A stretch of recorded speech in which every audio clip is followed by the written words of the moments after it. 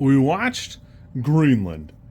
Greenland is a 2021 movie wherein a man to save his family from a catastrophe to save his family from a catastrophic end of times, John embarks on a risky quest to locate the last hope for salvation and witness the worst of the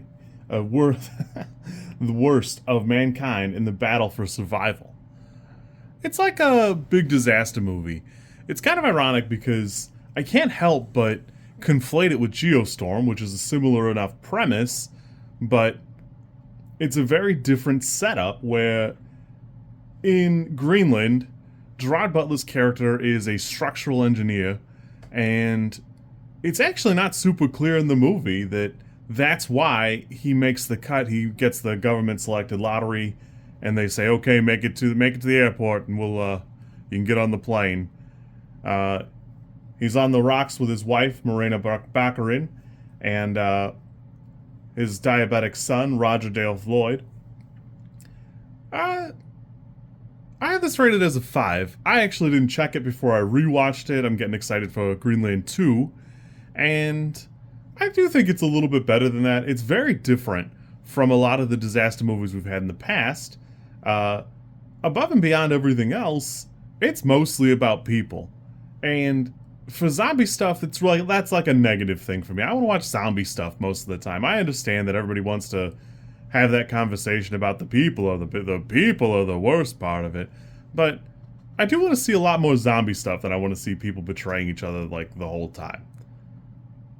So in here, it's kind of interesting because I can't say I've seen that many disaster movies where so much of it is wrapped up in the interplay between people, where stuff like this really does bring out the worst of them, and not everyone you encounter who seems like a bad person is necessarily so, and not everybody who seems like a good person is completely so at all times. You're seeing people at their worst, and it's a pretty common thing in that you could say you know somebody, but until you've seen them when they were broke or they were going through a tragic loss, you really don't know them the same way.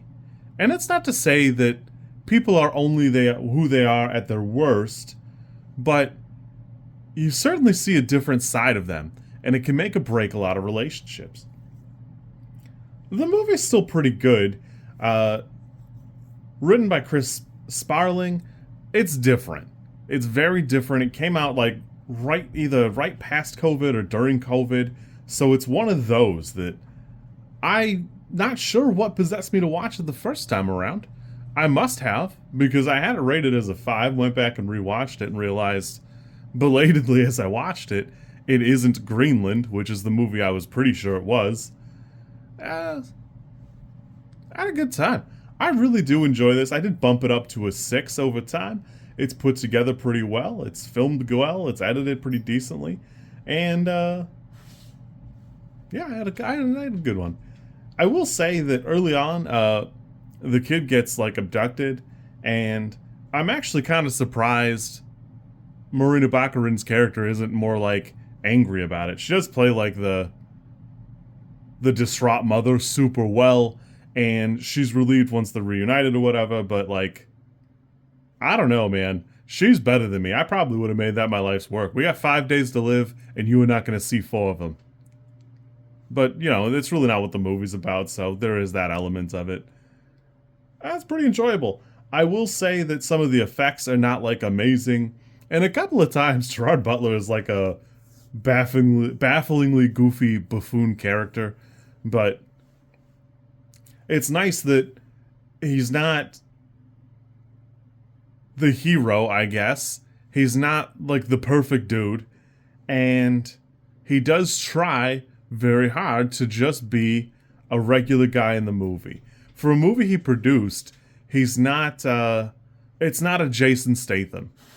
So this Greenland 2 is coming out in January, at the beginning of the month. At the end of the month, there's going to be another Jason Statham movie that seems like the most January release of all time. But I got a lot of hope that I think Ric Roman Waugh can be pretty interesting. I don't like Kandahar, but that's because I think Kandahar is like a paint-by-numbers movie in the Middle East, that hopefully this is pretty good. I got a lot of hope for it, but we'll see. As an aside, it does have, my favorite trope is the wrong way to say it, but it does have a hilarious trope in that, dumb kids. And kids are just dumb. It just is what it is. But in this case, it's done pretty well, where the kid is just, like, not careful, a little dumb because he's a child, and not, like, infuriating. So there's that. If you'll want to see, like, a kid in a movie who's not, like, a complete irritant or a total detriment, here you go. If you like this content, I'm supposed to ask you to like, comment, and subscribe. I think like is here, and comment is probably down there, and subscribe over there somewhere too, I think. I don't know how many times this, like, snippet is gonna make it into a video. Everybody says you should do it this way, and I always thought it was just like an annoying thing other YouTubers did. And as you know, I am bad at editing, so if you like it, great, I'm happy for you. If you don't like it, I'm sorry.